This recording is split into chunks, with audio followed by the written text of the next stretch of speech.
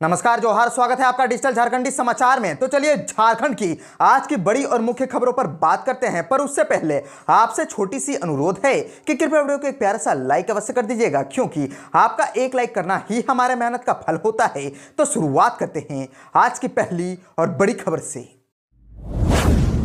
ग्रामीण विकास मंत्रालय ने सीएम हेमंत सोरेन को भेजा पत्र। केंद्र सरकार ने झारखंड से मांगा रूर्बन मिशन का हिसाब, कहा शेष राशि 25 फरवरी तक लौटाएं। केंद्र ग्रामीण विकास मंत्रालय ने झारखंड सरकार से श्यामा प्रसाद मुखर्जी रूर्बन मिशन के में खर्च की गई राशि और बची हुई राशि का ब्यौरा मांगा है। मंत्रालय के अपर महानिदेशक महेंद्र कुमार उज्जैनिया ने इस संबंध में झारखंड के मुख्य सचिव को पत्र लिखा है और पत्र में कहा गया है कि राज्य सरकार ने इस योजना के तहत जो राशि खर्च की है उसका उपयोगिता प्रमाण पत्र दे। इसके अलावा योजना की बची राशि डिमांड ड्राफ्ट के माध्यम से वापस करे। मंत्रालय ने मुख्य सचिव के साथ ही राज्य के ग्रामीण विकास विभाग के अपर मुख्य सचिव को भी इस पत्र की प्रति भेजी है। मंत्रालय ने कहा है कि रूर्बन मिशन को बंद कर दिया गया है, इसीलिए तय प्रारूप में उपयोग की गई राशि का उपयोगिता प्रमाण पत्र भेजे, साथ ही 25 फरवरी तक शेष राशि जमा कराए। और केंद्र सरकार ने श्यामा प्रसाद मुखर्जी रूर्बन मिशन को 31 मार्च 2022 को बंद कर दिया था। और आपको बताते चले कि इसके बाद केंद्र ग्रामीण विकास विभाग ने 23 मार्च 2023 को राज्य को पत्र भेज करके संबंधित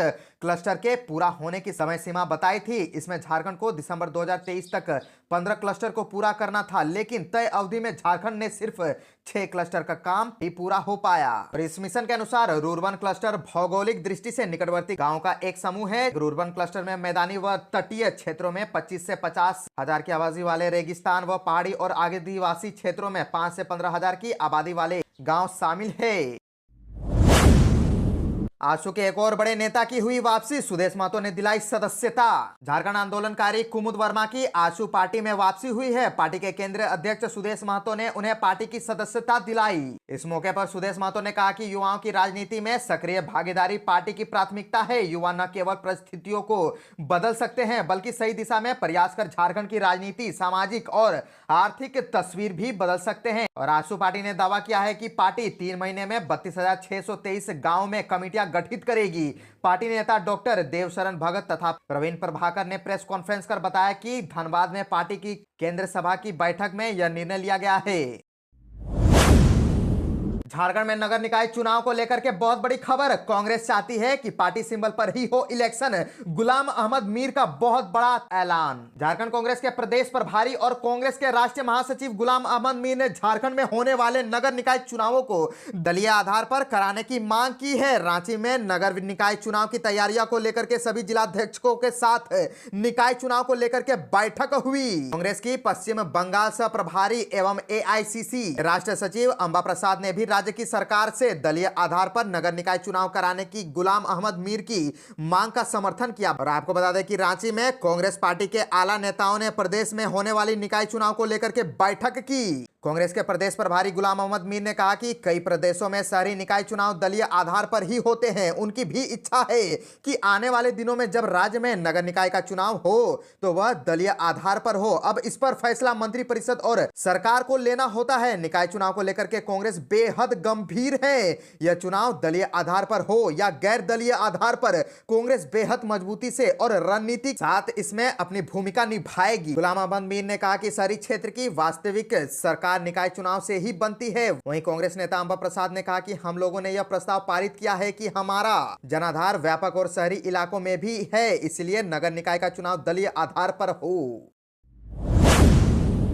चतरा में अवैध पत्थर खनन के विरुद्ध कार्रवाई। 6 पत्थर माइन संचालकों पर 45 करोड़ 17 लाख का जुर्माना। जिला प्रशासन और खनन विभाग ने खनिजों के अवैध खनन, परिवहन, भंडारण के विरुद्ध अब तक की सबसे बड़ी कार्रवाई की है। प्रशासन ने 6 पत्थर माइन संचालकों पर 47 करोड़ 17 लाख रुपए का जुर्माना लगाया है। चतरा डीसी रमेश घोलप ने प्रेस कॉन्फ्रेंस कर यह जानकारी स्वयं दी। और डीसी रमेश घोलप ने बताया कि मुख्यमंत्री हेमंत सोरेन ने अवैध खनन, परिवहन और भंडारण के विरुद्ध सख्त कार्रवाई का निर्देश दिया है। इसे लेकर के अपर समाहर्ता अरविंद कुमार की अध्यक्षता में कमेटी गठित कर जिले की सभी पत्थर माइंस की जांच की जा रही है। कमेटी ने लीज के अनुसार पत्थर माइंसों की जांच की, जिसमें काफी गड़बड़ी पाई गई। लीज क्षेत्र से हटकर अवैध रूप से पत्थर का खनन, सरकारी जमीन पर पत्थर का खनन, चालान से अधिक पत्थरों का खनन, खनन शर्तों का उल्लंघन उल्लंघन पाया गया और कमेटी की रिपोर्ट के आधार पर 6 माइंस संचालकों पर जुर्माना लगाया गया है। डीसी ने कहा है कि फिलहाल माइंस की जांच का काम जारी रहे। डीसी ने कहा कि फिलहाल माइंस की जांच का काम जारी है, इसलिए जुर्माने की राशि बढ़ाने की भी संभावना है। साथ ही कुछ माइंस में पानी भरा रहने के कारण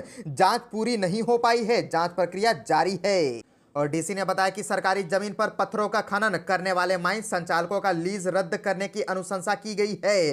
फिलहाल 4 माइंस में पत्थर खनन का कार्य बंद करा दिया गया है। नोटिस निर्गत कर तत्काल खनन पर रोक लगा दी गई है। डीसी ने कहा है कि अवैध खनन, परिवहन और भंडारण के विरुद्ध प्रशासन का अधिनियम जारी रहेगा। नियमों का उल्लंघन करने वालों पर सख्त कार्रवाई की जाएगी। निलंबित राजस्व कर्मचारी केस की जांच में चौंकाने वाली जानकारी आई सामने। जेएसएससी परीक्षा में किया था इलेक्ट्रॉनिक डिवाइसेस का इस्तेमाल। 2017 में जेएसएससी परीक्षा में इलेक्ट्रॉनिक चिप्स का इस्तेमाल कर एक युवक ने नौकरी ली थी। इतना ही नहीं, बिहार के 70 से अधिक युवाओं से नौकरी के नाम पर लाखों रुपए वसूलने का आरोप भी युवक पर है। युवक ने झारखंड में नौकरी के दौरान बिहार में जेल की हवा भी खाई थी, लेकिन जेल में रहने के दौरान आरोपी ने खुद को मेडिकल लीव पर बताया। अब पूरे मामले की जांच एसडीएम खुद करेंगे। दरअसल पलामू के मोहम्मदगंज में एक राजस्व कर्मचारी का घूस लेते हुए वीडियो वायरल हुआ था। मामले में मुख्यमंत्री हेमंत सोरेन ने सोशल नेटवर्क प्लेटफॉर्म एक्स पर पलामू डीसी को कार्रवाई का निर्देश दिया था और पलामू डीसी ने कार्रवाई करते हुए राजस्व कर्मचारी को निबंधित कर दिया था। जांच के दौरान मामले में कई खुलासे हुए हैं। एक शपथ पत्र निकल करके सामने आया है जिसमें राजस्व कर्मचारी की तरफ से यह लिखा गया है कि 2017 में जेएसएससी परीक्षा में इलेक्ट्रॉनिक डिवाइसेस का इस्तेमाल किया गया था और इसी के माध्यम से नौकरी ली है। राजस्व कर्मचारी मुकेश बिहार के आरा के जगदीशपुर का रहने वाला है। दस्तावेज में कई बातों का जिक्र है।